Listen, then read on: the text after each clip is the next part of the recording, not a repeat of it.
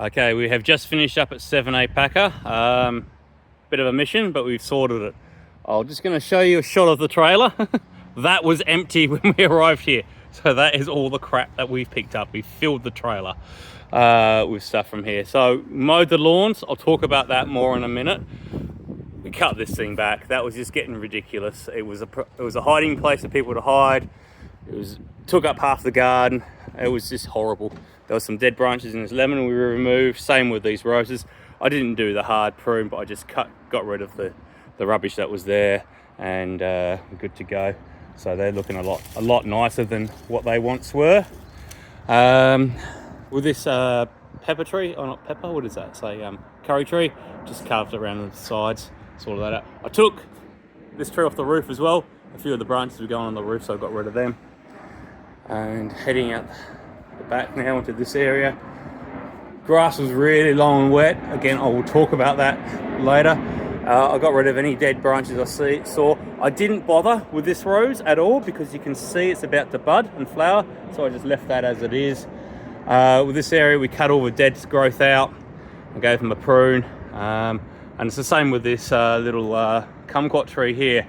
There were some very dead branches in there which I cut out and got rid of. There were some big vines hanging down off that which I've gotten rid of. There was big piles of leaves in here which have been removed. You can just see from the staining there. Coming around here, there was some big paper bark branches hanging down about here which we got rid of. And if you have a look in this tree, you can see I cut a branch off that was hanging out right on the clothesline. Would have made it impossible for anyone to do washing. And there were a couple of branches hanging here on those steps which were getting in everyone's faces. They were going up and down. Over here we have this fig tree which was coming over the shed and whatnot. I just cut that back and I removed one big branch of that plum that was coming right over the fence. And this whole area here, you can see how it's all black and discoloured. That's because that was about 3 inches deep in leaf litter, so we removed all that. Now onto the problem we've got is this grass.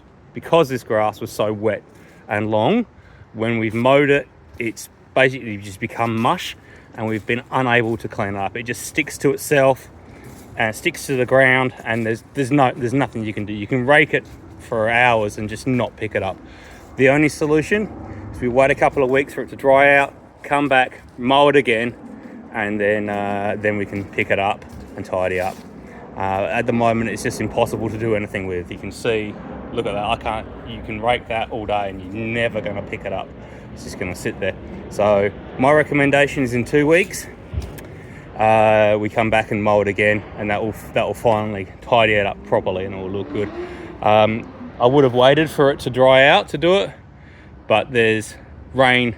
When it's this long, it won't dry out unless we have like a week of no rain, and it's rain all next week, and it's just going to keep going. So there was no choice. We just had to knock it down when we had a dry day, which is today.